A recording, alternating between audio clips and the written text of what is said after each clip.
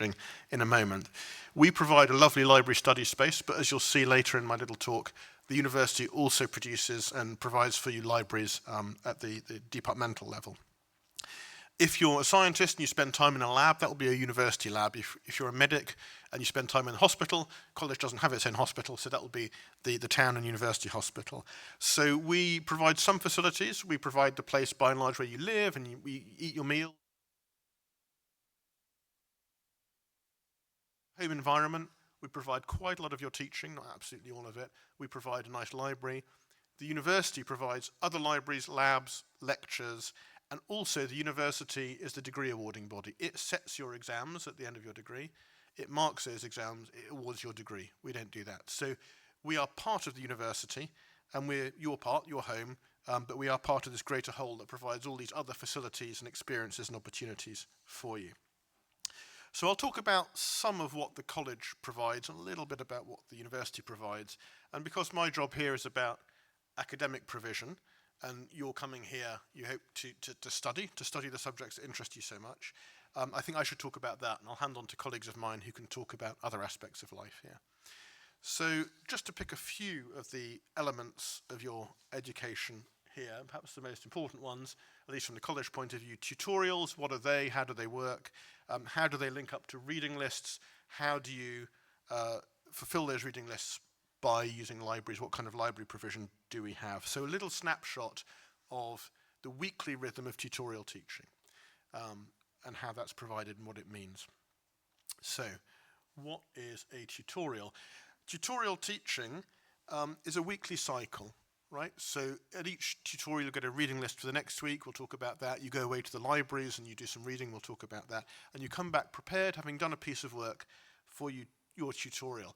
Tutorial teaching is what we think really sets Oxford, and I must admit Cambridge, apart from other universities. It's something that we provide that is unusual elsewhere in the sector, because it's very intensive, very small group tuition. So it looks kind of like this. There'll be a tutor in St John's. For all of you, you'll have a St John's tutor. Sometimes you'll go out to other colleges later in your degree, but for now let's assume this will be one of our college tutors, the people that interviewed you. You go to their room, their college office, once a week, and you sit with them and a couple of your peers and have this hour, typically, of very small group tutorial teaching where you discuss the piece of work that's been set for you the week before. So our academic terms in Oxford are short. They're only 8 weeks long. There are 3 of them. We're teaching in all 3 of those terms usually. You'll be doing typically 1 or 2 tutorials per week in each of those 8-week terms. And each of those tutorials will come with a piece of work. I have to generalize here. All subjects are different. The number of papers you take in any one term will be different. The balance between tutorial teaching and other things will be different according to your degrees. So I'll speak very much at the level of general and typical arrangements, and you'll find your own arrangements when you get here. But usually 1 to 2 of these tutors a week, with a St John's tutor later in your course, an out tutor maybe. You get a piece of work which could be an essay. I'm a humanities scholar, I'm a classicist, so I think in essays. But if you're a lawyer, it could be a legal problem, a passage of commentary on a text. If you're a mathematician, an engineer, a physicist, it could be a problem sheet. Whatever it is, you get that piece of work, usually from your tutor, sometimes from a lecture. You go away and do the reading, you work through the problem, you write the essay. You often send that work to your tutor in advance, and you come into the tutorial every week and you discuss the piece of work. You attack it from new angles, you hear how your peers tackled it, you talk to them before and after the tut. Actually, quite a lot of learning happens on the shoulders of the tutorial where you talk to each other. And then in that hour, you get to polish your wits up against your tutor's mastery of the subject. And in a really good tutorial, everybody learns something. Tutor does, students certainly do. Really invigorating, exciting hour of teaching. And you get that once or twice a week throughout your time here. There are other forms of learning, of course, as well. Lectures, language classes, laboratory practicals, hospital practicals, whatever it might be, according to your degree. But the tutorial is really the mainspring, the bedrock of our teaching provision here. It's something we're very proud of, and that people tend to enjoy and find really challenging in a good way and stimulating and formative. So that is how we teach you. In order to do that, okay, here's a little graphic of some people in a tutorial. There you go. In order to do that, we give you reading lists, and these will be a familiar part of the rhythm of your life in Oxford, and there you go, that's what they look like. And they can be, when you first get here, they can be kind of intimidating. I mean, there will be quite a lot of books on them, and part of the skill that you will be learning is how to structure your reading, how to take notes, how to read widely, how to read wisely, how to read efficiently, so that you tackle the material you need to tackle, and when you come to organise your thoughts into an essay or whatever your tutorial work is, you've read and thought in the right way. So the tutorial is not about getting through that hour and kind of convincing your tutor you know a bit more than you do and escaping a few, that's over.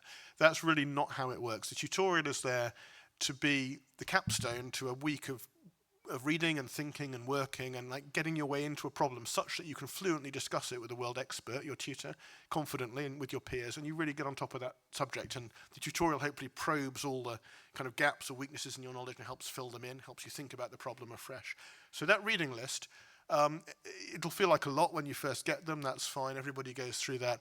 Your tutor and your peers will help you organise how to do it. We have academic skills coaches here who can help you learn new reading strategies and so on. And the point is that you are now apprentices of an academic discipline, and your job is to get to know the field, the academic field, not just the facts, but the debate around the facts, so you can come to your own opinions. In some subjects, we will send you a bit of summer pre-arrival reading, a bit of pump priming from your tutors. You'll get details of that in due course. We can help you, if need be, with a book grant or a pre-arrival loan if you need to buy any books. When you get here, a lot of the books are in the library. There'll be some indispensable tomes you want to own, but a lot of the stuff, in fact all of it, should be available for you in the libraries as well. And you'll see there academic skills provisions, so don't worry about this. The adjustment from school learning to university learning is a big jump for everybody. We help you through it. We have a very good team of academic skills coaches here who can help you work out your strategies for academic success. And like everyone here, you'll arrive, you'll get into the rhythm of it, and it will become a familiar termly rhythm for you.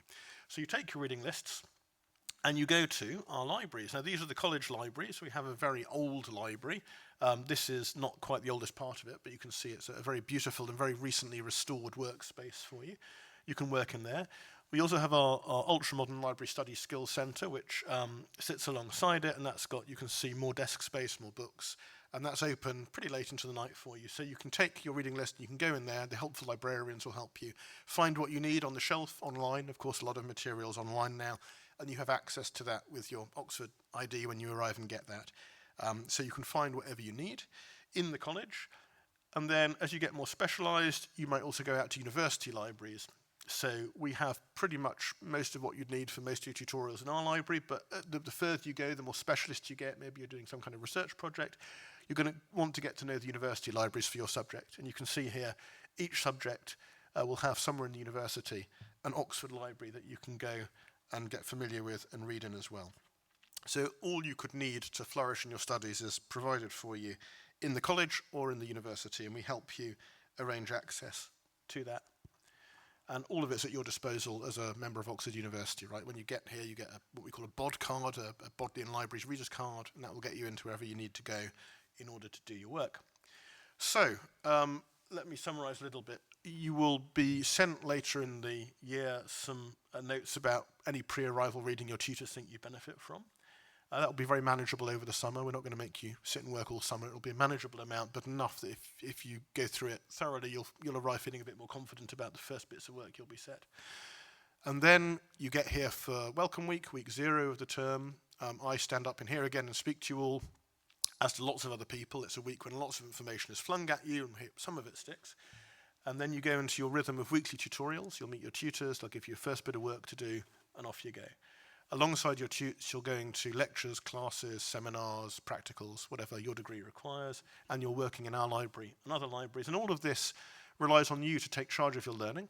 One of the things that make that step up to university learning that I mentioned quite a big step is that we look to you to manage your own time, help direct your own learning. Of course, your tutors give you all sorts of input and guidance and steering, and you can always ask them questions.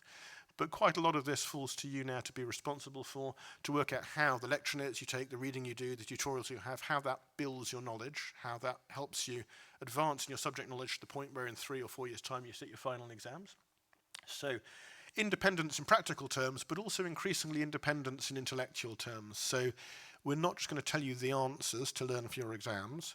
I'm afraid in some of your subjects there aren't answers anymore. There are just problems, questions, debates that you can get into and make your own critical analysis of how the field stands, start to make your own contribution to it.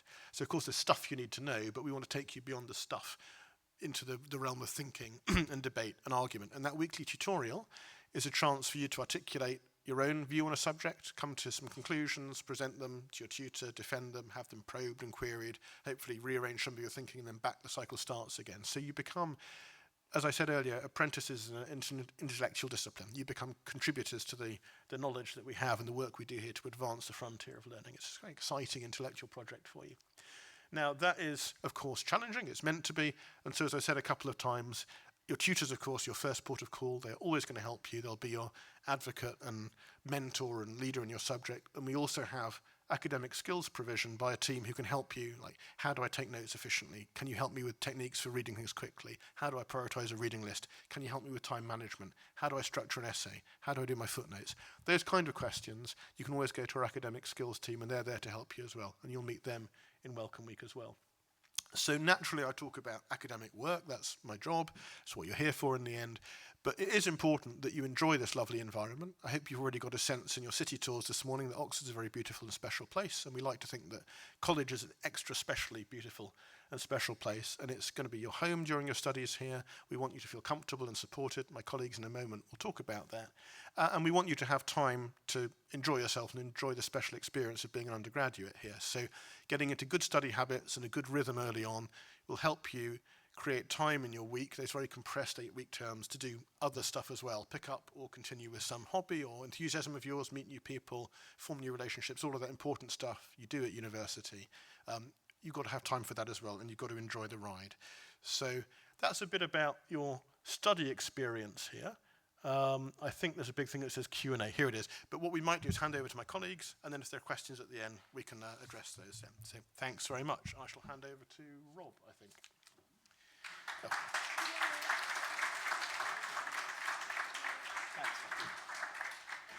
Thank you, Matthew, and welcome everyone. I think it's still morning. Yes, good morning.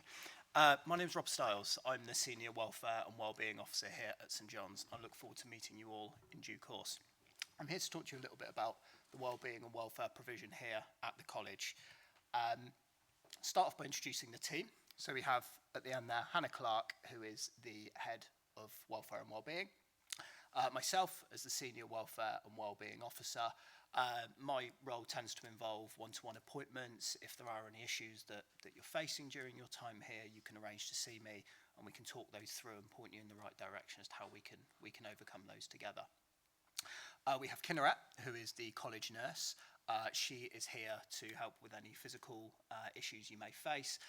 We have a very close relationship with the linked GP surgery, and Kinneret can be that close link as and when is required. And we also have Denise here, who is the college psychologist. So a very robust but very empathetic welfare team here at the college. At the bottom here are our student welfare advisors. They are students who offer out-of-hours support. So we do have 24 hours, 7 days a week support here for your welfare, should anything be required. Why is welfare and wellbeing important? Okay, so we all need a helping hand from time to time, and managing our own wellbeing is vital to enable us to be the best version of ourselves. I guess the best analogy that I tend to use in this situation is like a Formula One racing car. In every race, without fail, every car goes in for a pit stop when they're not working to their full potential, and that's the point of having us here. We work very closely with the academic skills team that Matthew mentioned in his previous talk to make sure that you are in the best place to move forward with your studies. As well as the one-to-one appointments, here's some of the things that we offer, the appointments themselves, the physical and wellbeing health checkups, and we also have a very wide-ranging activities program that includes yoga, meditation, social sports, massage, and our ever-popular visits from our therapy dogs, Hubble and Stanley, who you can see there on the screen. We also have some college cats as well, so we'll often do a stake out and try and get them out. And you may have well seen today as well that we've got the college hawk. Bully is his name. I don't know if you've seen him today flying around. As well as the services available in college, the following resources are also available in the wider university and in the community. So we have a university counselling service, which is an area if there's some more kind of longer term intervention that is required, we can help signpost you towards that. The disability advisory service and the linked college GP surgery, which I touched upon briefly a moment ago. Again, much like Matthew, we're going to skip the questions page and have a big Q&A at the end. But the last thing from me really is I look forward to meeting you all, and you'll see me around the place today as you're going around. Feel free to stop and have a chat if there's any questions that you wanted to ask. I look forward to meeting you.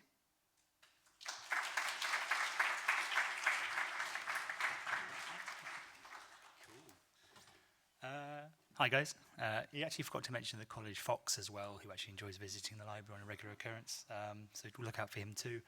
How does this work? Oh, finance. Yes, unfortunately, I'm the finance manager at the college, so the less fun bit of college life. But we do try to make it as simple and kind of innocuous as possible. But yes, unfortunately, college life has to be funded and has to be kind of financed. So there's a lot of information out there. There's a lot of kind of information from the Oxford University itself, as well as St John's College. We've got a bunch of websites.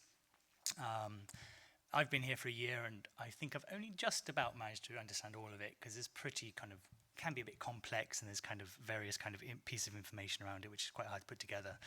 So hopefully I'm just going to run through a kind of general summary of kind of finance at the college that can give you some information, but obviously you'll get a lot of this through the packs and things, so at least it'll be a bit familiar to you when you open up the big pile of paper. So there's kind of a big overview, sort of what do you pay and when do you pay it. So finance at the college is kind of split in between the course fees, which you sort of generally incur at the beginning of the year, and then you'll also pay sort of accommodation costs sort of throughout the terms and stuff.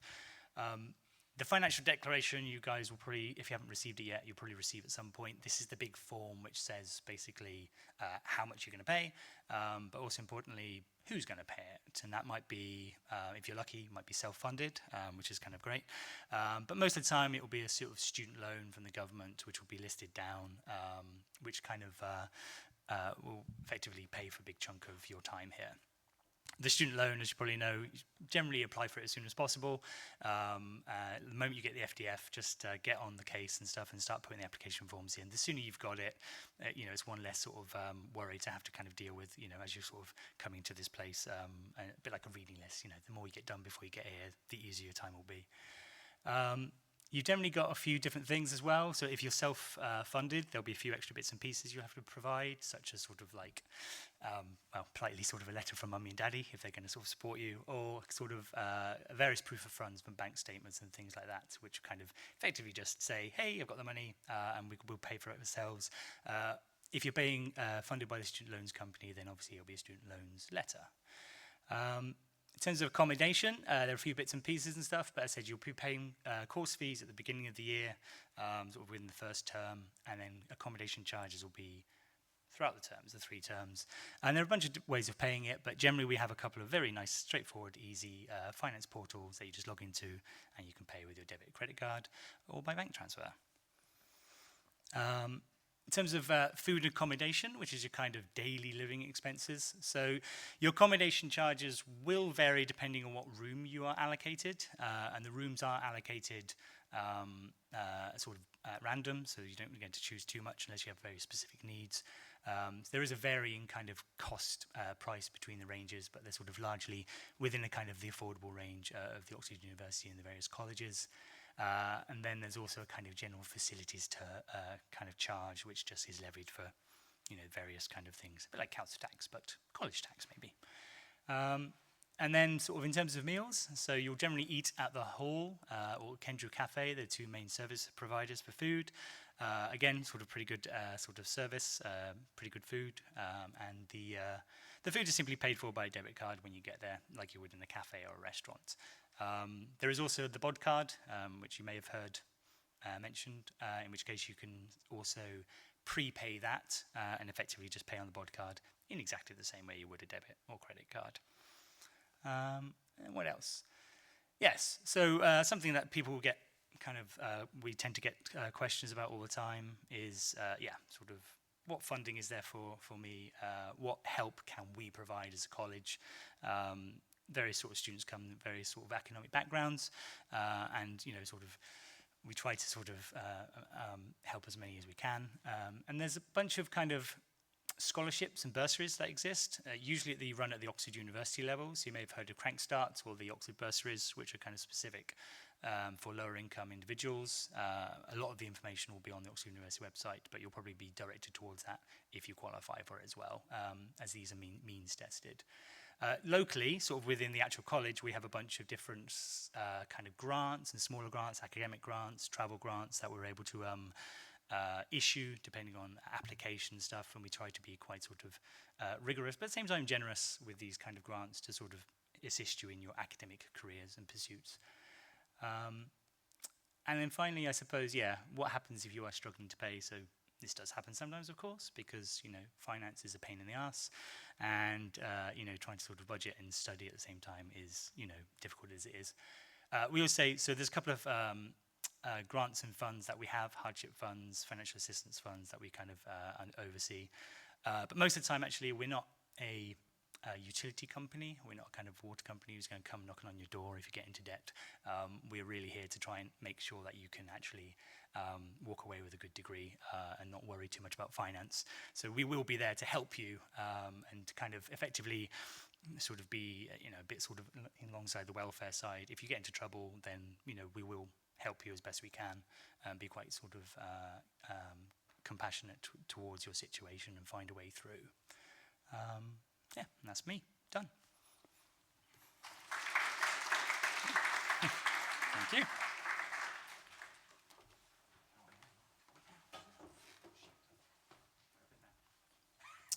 Hiya, can you hear me okay? Yeah. I'm Lawrence Cook. I'm the JCR President here at St John's. I'm a second-year undergraduate, so unlike these guys, I'm still a student. I study philosophy and French. And I was asked to do this talk just to give you a little bit of an introduction to what the JCR is, because you'll come to know it very well. It plays a really important role in student life here at St John's, sort of everything kind of outside of the academic side, and actually potentially in the academic side as well. So my job as president is sort of as the representative of the undergraduate student body, and so that's for kind of student events, but also at kind of external events, like with meetings with other colleges, and also for kind of functions like the inauguration of the new chancellor or similar. So just going to kind of talk you guys through some of the things that we do. You don't need to take it all in. There'll be lots more info in Freshers Week, but it's kind of nice to give you guys a sort of first glimpse here, because some of it is really, really quite exciting and fun. So you might know already, but if you don't, JCR stands for Junior Common Room. That can kind of contrast with the kind of postgraduate middle common room, and also if you're a scholar or an academic, you have the senior common room as well. Confusingly, it seems to mean a lot of different things at Oxford, so you might hear college communications talking about the JCR as just all the undergraduates, so, we really need to pass this message on to the JCR. That could just mean an email out to all different undergraduates.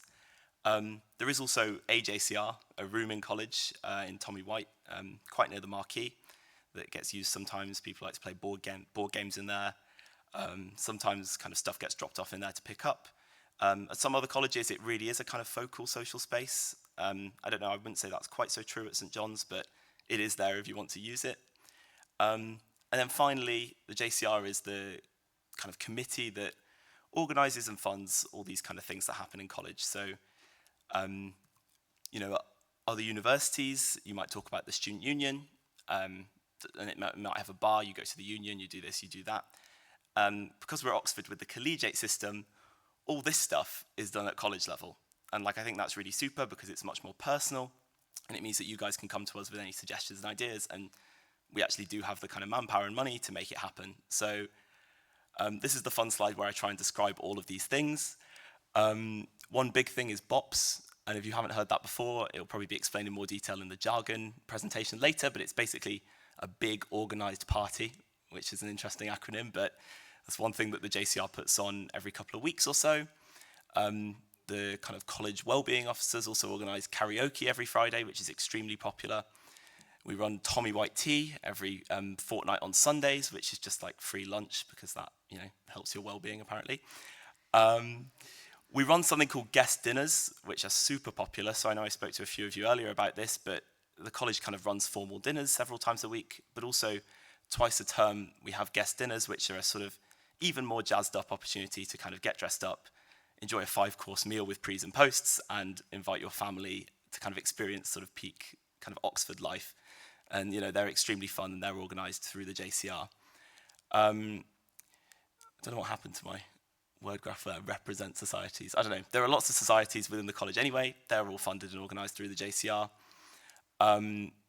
There is something called the Arts Week, which is held every February and is kind of a real celebration of kind of cultural activities within St John's. So every year there's an Arts Week play that's funded through the JCR that's usually really enjoyable and is performed in here. And, you know, lots of people get involved with all different abilities, but there are also kind of painting, music, kind of shows, lots of things that go on that are really fun. The JCR pays for the Sky Sports subscription in the TV room, one of the most important facets of college.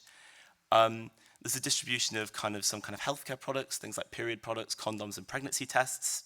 Also kind of welfare chocolate at those moments in term where you're really struggling. So, you know, all the important essentials. We have representatives responsible for kind of organising events pertaining to women, LGBTQ plus people, BAME, disabled and working class students. So, you know, there's really a sense in which we want to make the community as inclusive as possible. And, you know, the JCR plays a big role in that. I think I've covered everything there. I also sit on a bunch of boring committees in the name of the JCR. They're not boring, Matthew, no, they're really interesting. So, you know, the JCR has kind of a role behind the scenes as well. I'm guessing you guys like paying low rent. The JCR is responsible for negotiating with college on that basis as well. So kind of a really big role and a lot of autonomy that's afforded to students right from the get-go. So I think it's super important you guys know about it, and I'm going to talk a bit as well about how to get involved. I already said this. I don't know, anyway, there's also the Oxford SU, which is the student union across all of the colleges. They have a slightly different role from other universities, as I mentioned. Because we're in a collegiate system, every college has its own little mini SU in the JCR. So in Freshers Week, you'll go to the Freshers Fair at examination schools. That's one thing that the SU does do. It's also the only thing that the SU seems to do. Otherwise, kind of a lot of the stuff that you'll get at the kind of college level will be organised through the JCR. I think this is a great system. It offers kind of an enormous amount of funding per head. And as I said, it means that, you know, you guys can get involved straight away in kind of organising stuff and kind of tailoring events just how you like them. You know, we're a small community here, but, you know, there's still kind of enough people who want to put themselves forward to make these things happen, which I think is really special. How do I get involved? Okay. First of all, I'd say in Freshers Week, you'll be kind of bombarded with lots and lots of information. Some of it will come from college, some of it will come from the JCR. The JCR also takes responsibility for kind of doing all the fun stuff in Freshers Week, kind of drinking and non-drinking socials, kind of tours around the city again, and similar. How many people here have Facebook? You just put your hand up. Okay, a few people. Unfortunately, you have to get Facebook if you're at Oxford. Yeah. Bunch of stuff is put through there. The JCR has a Facebook group where events are promoted all the time. I would really recommend, you know, you don't need to do it right now. I can, you know, have 6 more months without Facebook, enjoy it. But when you do arrive in Freshers Week, I really recommend getting it, and then the people responsible for Freshers Week at the time, which sadly won't be me because I'm on my year abroad, will add you to the group. And there's just so much important information that goes through there. The next step up, if you're kind of really interested, is to go to the fortnightly JCR meetings that are organised. And so these are meetings of the whole kind of JCR committee to discuss things that are going on, to vote on motions, and I'll talk about those in a moment, and to eat pizza, essentially. Yeah, it is great pizza. It's Franco Manca pizza, so I really would recommend at least come to the first one. If you find it really boring, and you might, that is a risk hazard, do still come, see what it's all about, and think about getting involved. The first step to getting involved would be to become a rep. So these are sort of smaller JCR roles. We have these for the different kind of protected characteristics. There are people who help with parties that are called ENTS reps and similar. And then the step up again is to become an officer. And so these are elected at the end of Michaelmas. So it'll be your first term when you arrive. And there are sort of, you know, elections can be more and less competitive depending on how many people have stood. But again, it's like a chance to make your own mark on the college community. You can come with a bunch of ideas about how to improve stuff. You know, you might run for kind of women's officer and think, you know, I really think we can be doing a lot more, running more events, or like, I don't know, partnering with some societies or something. You can go and have a little manifesto, go to a hustings. And it's really not that scary because at the end of the day, there's only like a few hundred people here, and of that, only like 5% want to turn up to this stuff. So still kind of super kind of personal and sort of low key. So elections towards the end of Michaelmas term. There's a bunch of other different roles. I could talk you through them, but like there's obviously the ENTS officers who organise the BOPs and various kind of parties and socials. That's obviously a really popular role to have. There's someone called the DOMSECs, the domestic secretaries, who organise the guest dinners. They also run a super useful airbed scheme, which means if you've got friends coming to stay, they don't have to just sleep on the floor. Those are free to loan, although we're trying to sort out a way for people to stop stealing and destroying them. We're doing our best. Hopefully that will be in place for when you guys arrive. There's a bunch of other committee roles I could talk you through, everything from kind of art to sports to academic affairs, which is super interesting, you know, working with college to create a kind of feedback report, which kind of summarizes how people are getting on with their degrees, what they might like college to work on and improve. So kind of some more serious engagements as well. The ultimate kind of nerd level with respect to the JCR is to become an executive officer. So these are elected slightly earlier in Michaelmas term, and that constitutes the president, which is me, the vice president, who organises the housing ballot, so organises where people go. You guys don't need to worry about this, you'll be sorted out by college for your accommodation in first year, but from then on, there's a kind of point system and a bunch of confusing stuff you'll have the joy of learning about. There's the secretary who organises the meetings and generally does a lot of the admin work, and there's the treasurer who makes sure we don't go bankrupt. But those are more interesting roles as well, and you know, once you get to that kind of level, they constitute excellent work experience as well, something you can put on your CV. You get all kinds of experience in that role and some really fun opportunities as well. So I think that's everything from me, and I don't know, did I put a Q&A slide in? Oh, yeah. Just before Q&A, I would recommend you follow this Instagram account. The JCR has a bunch of other Instagram accounts for just about everything, but we'd rather you follow those once you kind of arrive in late September, early October. But this account here is quite interesting in that kind of anyone can follow it. It kind of gives you updates about what's going on. You can see a really horrendous photo of me and the Meet the Committee post. They also put the menu for what we're eating every fortnight. So you know, if you want to kind of be forewarned or kind of get excited, depending on your preferences about college's food provision, then you can follow that. And it's just a nice way to kind of build excitement before the next year. I don't think I have anything else, but yeah, fire away if there's any questions at all.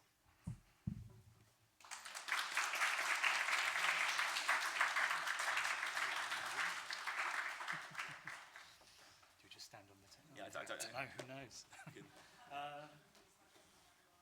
Sorry? Oh, okay, yeah. Just shout your questions out if you have any questions for any of these. Yeah, front row. Do you have to get your student finance like loan sorted before you fill out the financial declaration form? I think it's part and parcel of the same thing. So you kind of, yeah, so it will be kind of combined together really. So we have had students who not apply for the student loan until they literally get here. I would generally advise against that. But you'll have all the forms together and stuff, but it's pretty straightforward. Like everything else, just read through the forms and just do what it says. Is there a deadline for the financial declaration? I don't know actually. I think just before you get here. Yeah, just before you get here, really. Yeah, I don't know about that one. The college will send you all the info you need, and the deadline should be in there. So we do appreciate it when people take a look through the documentation we send and get stuff back, you know, as expeditiously as you might. But if there is a deadline, you'll be told about it.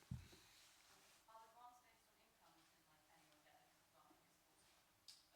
You've got the Oxford Bursary and the Crankstart scholarships, which have a slightly different weighting in terms of sort of economic, but it's means tested, and this is done through the university kind of admission. So it's kind of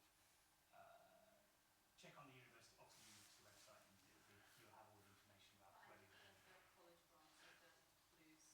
Oh, those ones. No, they're kind of individual. So the blues grants, I think, are awarded if you're in the first squad. Everyone has a kind of fixed academic grant that they're allowed to kind of utilise every year. And then we have other things like sort of special grants, which can assist with travel and things, which are kind of assessed based on whether we think. And that's that special grant is going to be called the Academic Assistance Fund, I think, from next year. That is not means tested. It's, as Gary says, it's based on the application you make for the travel you need to do.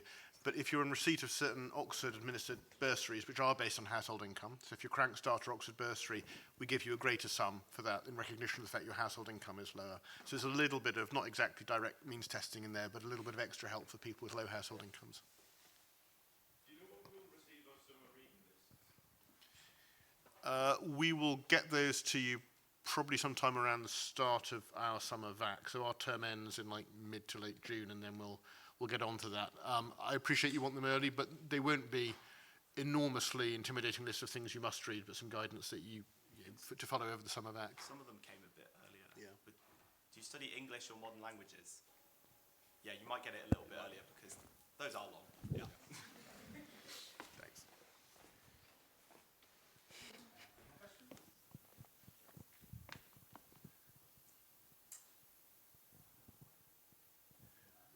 No more? Okay.